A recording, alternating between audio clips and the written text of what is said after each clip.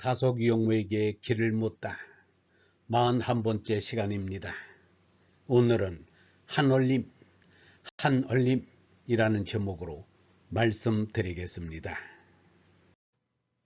세 번째, 한얼림은 무한 공간과 무한 시간을 채우고 있는 신령한 힘을 말한다. 우리는 이를 절대 생명이라고 이름할 수 있다.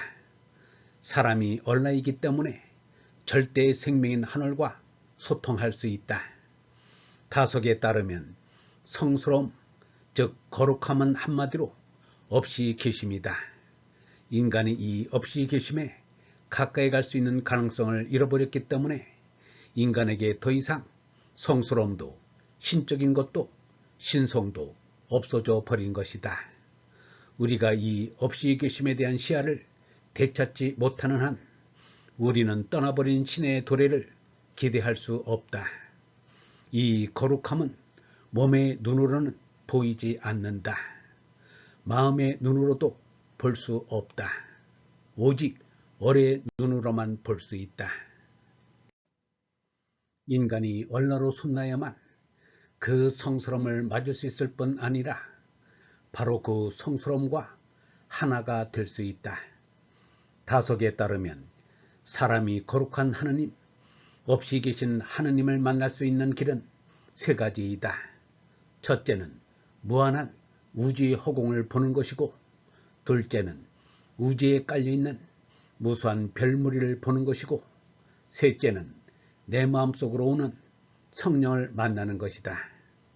여기에서 우리는 신에 이르는 길 가운데 여태껏 간과해온 무가 핵심 개념으로 등장하고 있음을 확인할 수 있다.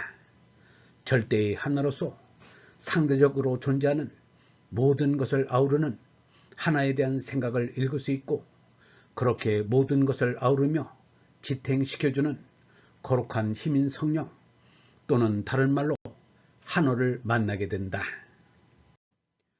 허공 하나, 한어를 한울림, 하느님, 하나님, 한얼림으로 부르든 이름은 중요치 않다. 우리는 어차피 이름 속에 없이 계신 하느님을 잡아 넣을 수는 없다. 다속은 이렇게 말한다. 하느님이 없다면 어때? 하느님은 없이 계신다. 그래서 하느님은 언제나 시원하다. 하느님은 몸이 아니다. 얼이다. 얼은 없이 계신다. 절대 큰 것을 우리는 못 본다. 오직 더할 수 없이 온전하고 끝없이 큰 것을 무라고 한다. 나는 없는 것을 믿는다. 인생의 구경은 없이 계시는 하느님 아버지를 모시자는 것이다. 있는 모든 것 전체가 하느님이다. 무한 허공의 많은 별들이 고깃대처럼 유영하는 것이 하느님이다. 거기에 하느님의 얼은 없는 곳이 없다. 이 전체 존재, 절대의 존재가 하느님이시다. 모든 것은 얼과 빔의 하느님이 변한 것이다. 그 모든 것의 근본은 무이다. 그러므로 하느님 앞에서는 물심의 경계가 있을 리 없다. 무가 실체요, 유는 무의 변태이다. 그러므로 다시 무로 돌아가야 한다. 무는 살아있는 무이기에 얼의 무요, 얼의 공이다.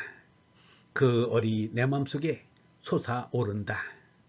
그래서 전체인 하느님의 존재를 알게 되었다. 얼을 보내주지 않았으면 알지 못한다. 다속은 이렇게 말한다. 참신 하느님은 없는 것 같다.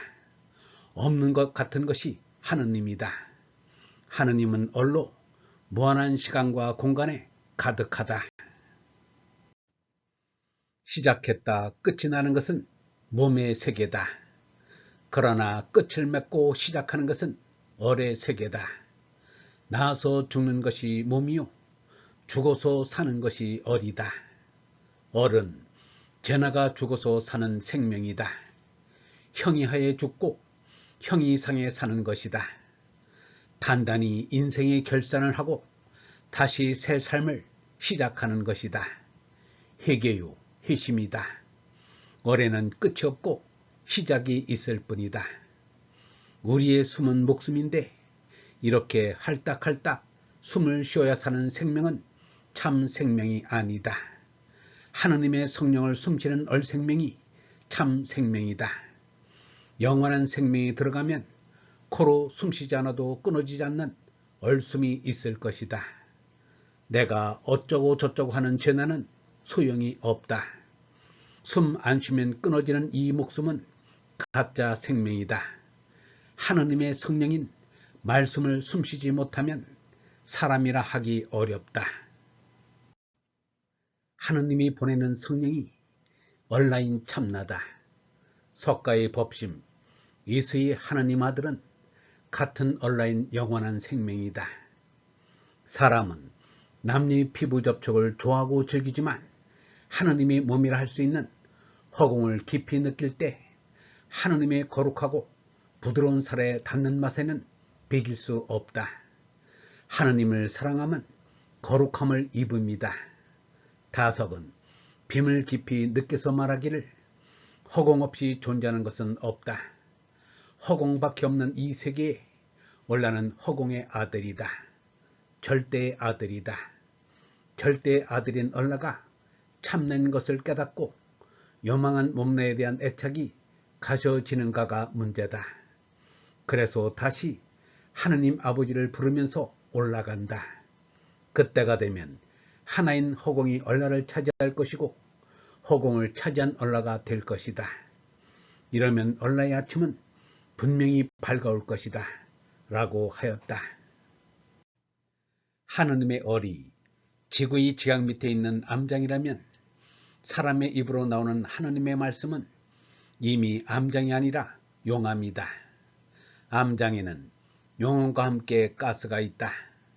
땅 위로 분출되면서 가스는 공중으로 날아간다. 그래서 우리는 용암만 보지 암장은 못 본다. 사람의 입으로 나온 말씀에는 이치만 있지 거룩은 볼 수 없다. 그것이 천음과 인원의 차이다. 음과 언의 글자의 형성은 비슷하다. 둘 다 창으로 찌르는 것을 형성한 신과 입의 모양을 형성한 구를 합친 희 문자다. 지각을 뚫고 올라오는 암장처럼 마음을 뚫고 나오는 말씀이다. 지각을 뚫고 나오는 용암을 막을 수 없듯이 하느님의 말씀을 막을 길이 없다. 다석은 말한다. 생각을 자꾸 하는 사람은 말을 하고 싶다. 참 말씀을 알고 참 말씀을 하려는 사람은 그 가슴 속에서 생각의 불꽃이 타오르고 있는 사람이다. 영성신학원 다속 아카데미의 하늘소리였습니다.